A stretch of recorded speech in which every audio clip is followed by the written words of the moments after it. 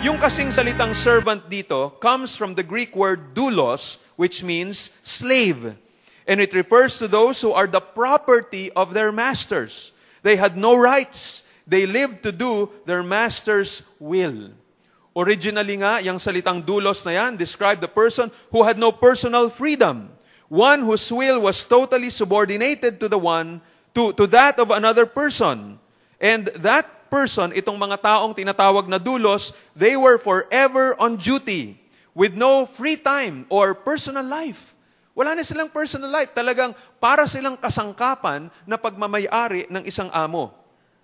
The use of doulos in the New Testament writers emphasizes their acknowledgement that they are no longer their own, but that they have been bought at a great price.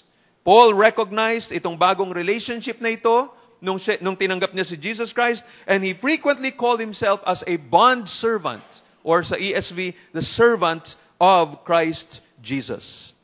Si William Barclay, may maganda siyang sinabi patungkol dito sa salitang doulos. Pakinggan niyo ang kanyang mga sinabi.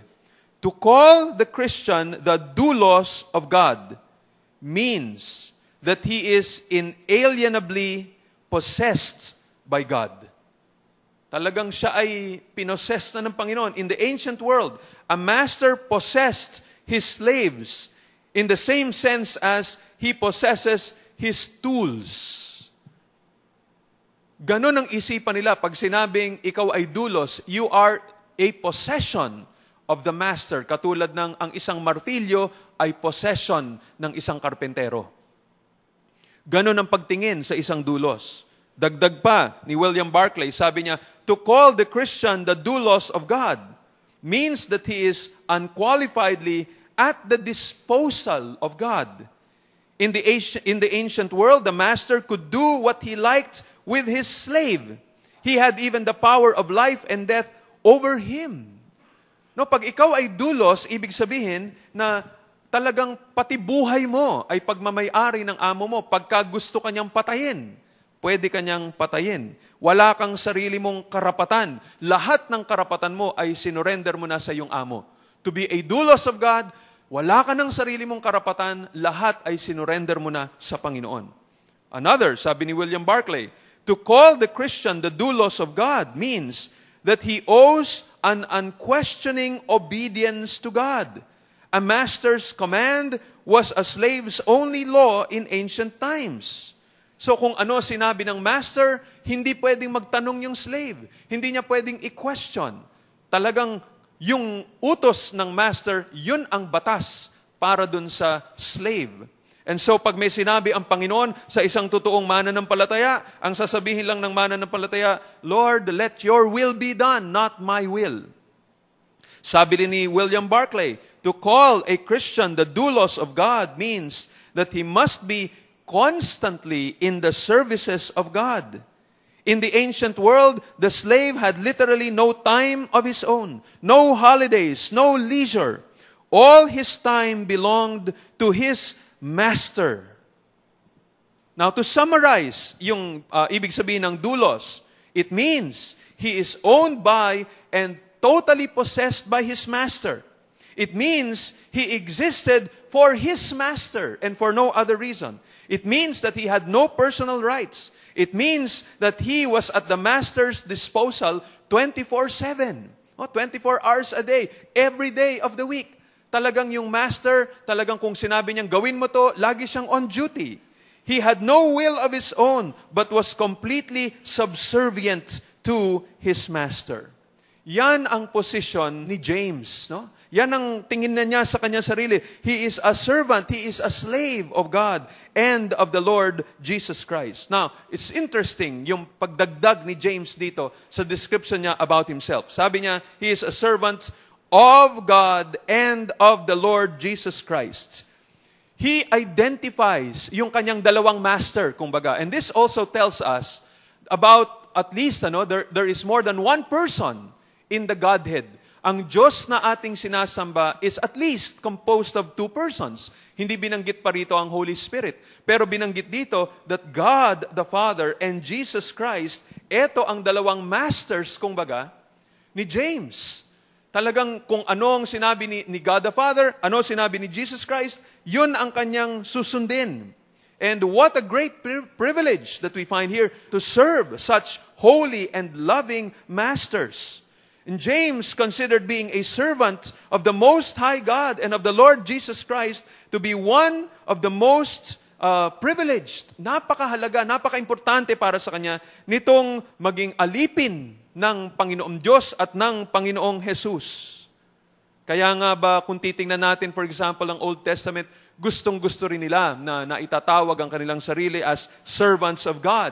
That is the description na ginamit ni Moses para sa kanya sarili. Si Joshua, si David, si Paul, si Peter, the prophets, they considered it a great privilege to be the servant of God and of the Lord Jesus Christ. Now, please take note of the term, the Lord Jesus Christ.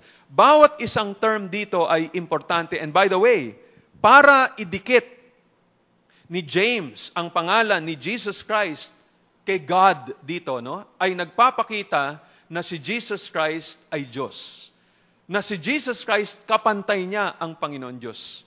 Wala nang pinagkaiba yan doon sa greeting o doon sa doxology na yung benediction na binigay ni Apostle Paul nung sinabi niyang, the grace of the Lord Jesus and the love of the Father and the fellowship of the Holy Spirit be with you all. Inuna niya yung grace ni Jesus. And then sinunod niya yung love ni God the Father. And then yung fellowship ng Holy Spirit, nagpapakita na ang bawat persona dito sa tatlong ito ay kapantay ng bawat isa. Dito nagpapakita na si Jesus Christ at ang Holy Spirit kapantay nila, si God the Father. And ito na rin ang gustong ipakita ng term na Lord Jesus Christ. Yung salitang Lord, para sa isang Hudyo na alam niya yung kanyang Old Testament. Ang Old Testament, lalo na dahil ito'y sinulat in Hebrew, nung ito'y na-translate sa Greek, lahat ng mga pangalan ng Panginoon Diyos na Yahweh ay translate sa Greek word na Lord. Kurios. Nagpapakita rito na si Jesus Christ ay hindi lamang ordinaryong tao. He is the Lord Jesus Christ. Ibig sabihin, siya ay Diyos na kapantay ni God the Father. He is the Yahweh of the Old Testament. Yan nga yung announcement ng mga angels nung una nilang in-announce yung kapanganakan ng Panginoong Hesus. He is Christ the Lord. Sa mga Hudyo, talagang pag narinig nila yung term na yon ang pumapasok sa kanilang isipan, si Jesus Christ ay Diyos. And then dagdag sa pangalan ng Panginoong Hesus, sabi dito, the Lord Jesus is His human name. Yung salitang Jesus comes, it is the Greek form of the Hebrew name Joshua, meaning salvation. Pinapakita rito na yung pangalan ni Jesus Christ ay nagpapaalala sa atin na siya ay tagapagligtas. Kailangan natin ng tagapagligtas. Yan ang master ni James. He is Jesus, the Savior. And then dagdag pa rito, this Jesus is the Christ. The Greek word Christos. It is the Greek rendering of the Hebrew Messiah. Etong Christ at yung Hebrew word Messiah means the Anointed One. Talagang itong si Jesus na to, yung ihinula, yung na-predict, na-prophesy in the Old Testament na tagapagligtas ng bansang Israel. Siya yung hinihintay natin na magbabago nitong mundong ito. Siya ang magliligtas sa bansang Israel. Siya ang magliligtas sa ating lahat na nananampalataya sa Kanya. This Jesus is the Messiah. He is the Anointed One. He is the representative of God to judge the world, to save the world. Yan ang ating tagapagligtas. Yan ang master nitong si James. Sabi niya, he is the slave of God or the servant of God and of the Lord Jesus Christ. Isang bagay na kailangan nating pag-isipan by way of application patungkol rito ay ito, na hindi ganun kahalaga, hindi mahalaga na tayo ay kumbaga may physical connection kay Jesus Christ. Lalo na kung ikaw nga ay isa sa mga half-brothers or half-sisters ni Jesus Christ. Isipin na lang ninyo to, Kung merong tao na pwedeng maipagmalaki na relationship niya with Jesus Christ. Ito yung mga half-brothers and half-sisters ni Jesus Christ.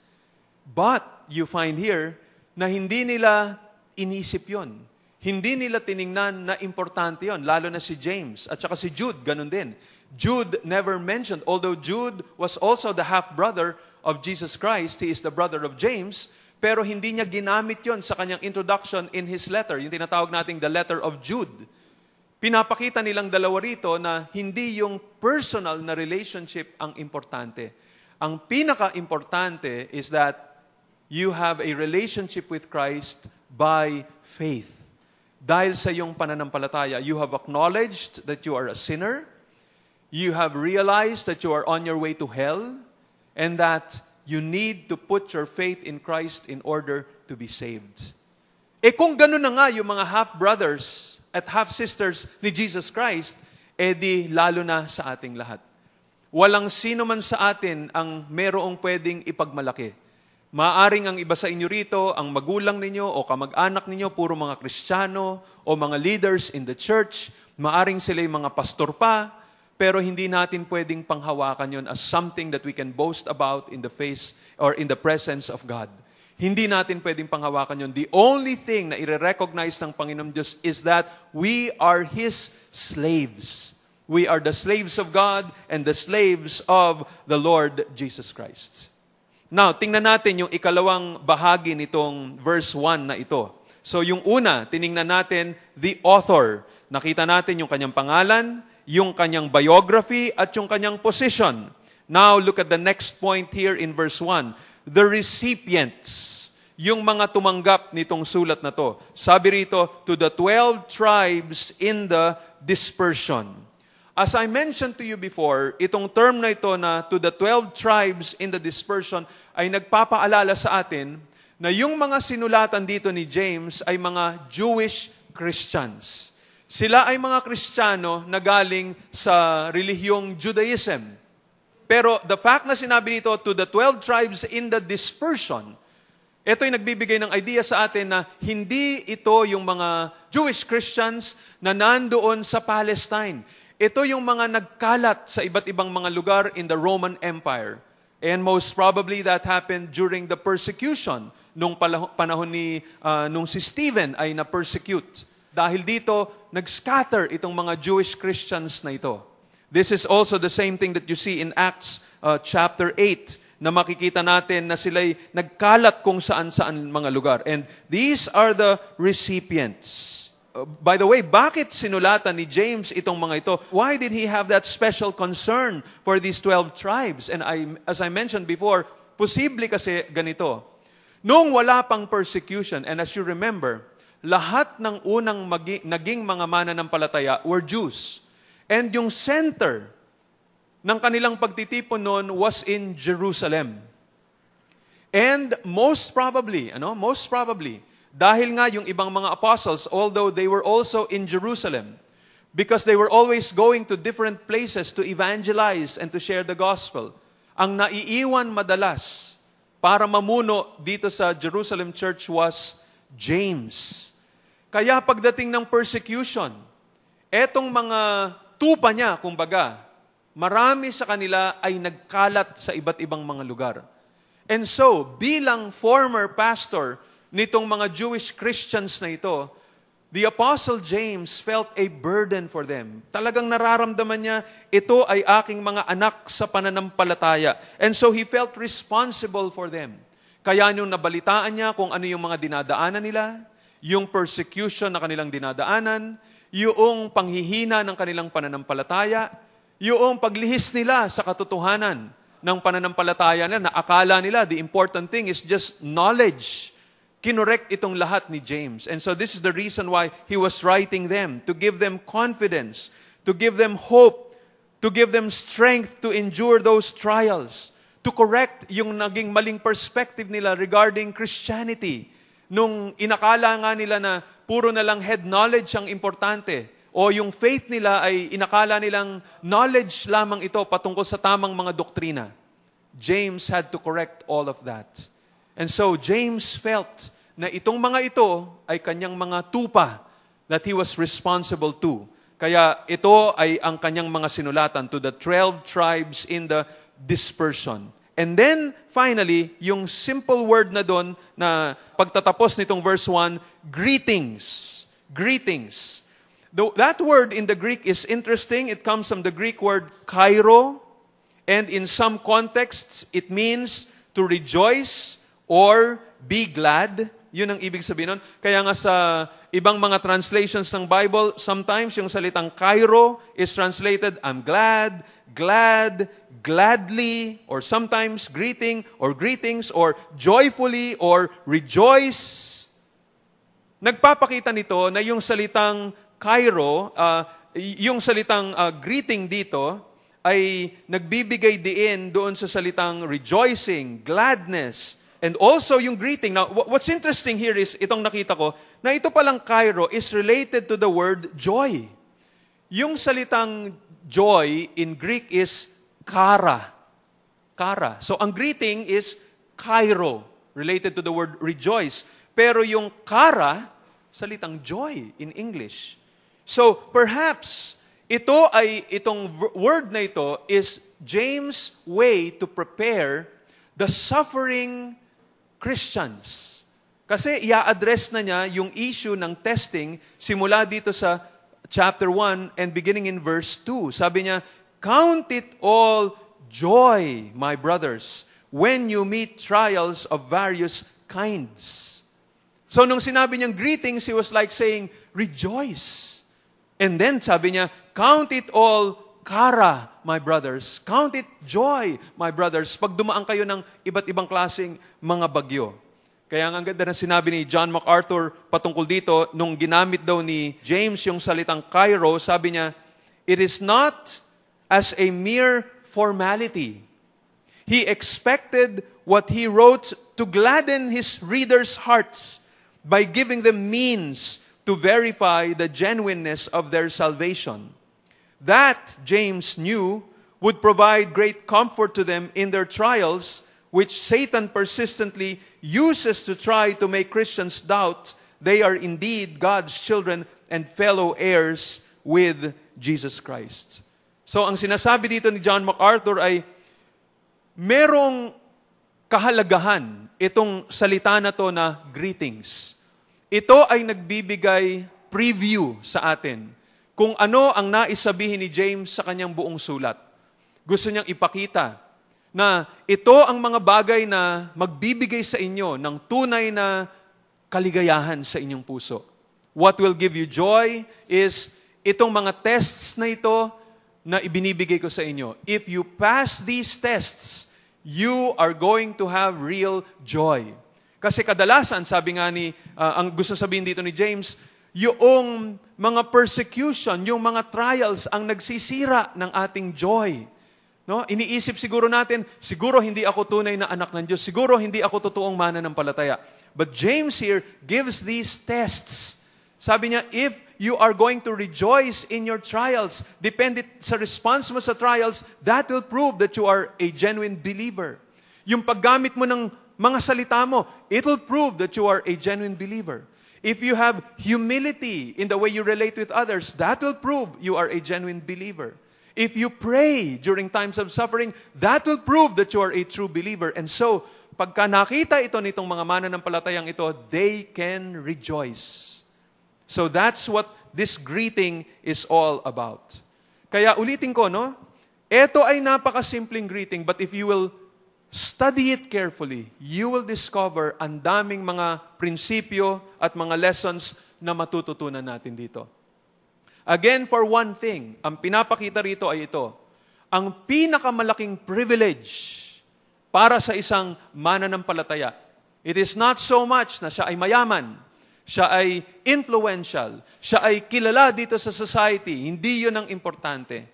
Siguro minsan, may mga tao na naiinggit, ay, mabuti si Brother Jurem dahil kilala siya dito sa Shepherd's Call o dahil marami ng mga tao ang nagpupuri sa kanya. No, that is nothing. Walang kwenta yon. Yun ay basura, kumbaga. Ang pinaka-importante for a man, lalo na if he feels that he is a leader in the church at siya ay magiging blessing sa maraming tao, the greatest privilege is to see himself as a slave of God and the Lord Jesus Christ. Lahat tayo dapat yun ang tingnan natin na magiging pagmumulan ng ating greatness. It is to see yourself as one who is totally surrendered to Jesus Christ and to God. Na kahit ano sabihin ng Panginoon, you will say, "Yes, Lord, let your will be done, not my will." Kung anong pinag-utos mo sa akin, kung saan mo ako gustong papuntahin, kung anong klaseng relationship ang gusto mo para sa akin, yun ang masusunod, Panginoon Diyos. And that will be our greatest privilege, to be a servant of God, to make God to be our master and the Lord Jesus Christ our master. As I close, meron akong gustong basahin sa inyo that struck me as I was preparing for this message. Hindi ko na maalala kung sino o saan galing na commentary ito, but I'd just like to say a few words as I close. Nakita ko napaka-importante. Sabi ng isang commentator, "What would you have expected in a letter written by the brother of Jesus?" Ano ina-expect mo? O anong gusto mong makita pag merong sulat na matatanggap mo mula sa kapatid ni Jesus? Sabi niya, "If we asked him here to speak, what would you want? There can only be one answer to the question. The professing Christian church today wants anecdotes." O yun daw mga professing Christian ngayon, ang gusto nila mga kwento. It wants reminiscences. It wants stories of Jesus' childhood, details of the life of Jesus, the resurrection appearance.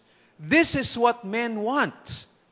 James could actually have given all of that, but he is totally silent about it all. Ganda, no? Kung isipin ninyo, nga, no? Ito si James, half-brother siya ni Jesus, all throughout his life, kasama niya itong elder brother niya na si Jesus, magkakasama silang matulog, magkakasama silang kumain, magkakasama silang maglaro, magkakasama silang magtrabaho. And siguro kung ikaw yung magtatanong, James, ikwento mo nga, ano ba ang ginagawa ni Jesus nung bata pa siya? Nagbibiro ba si Jesus? Pinagpapawisan ba siya?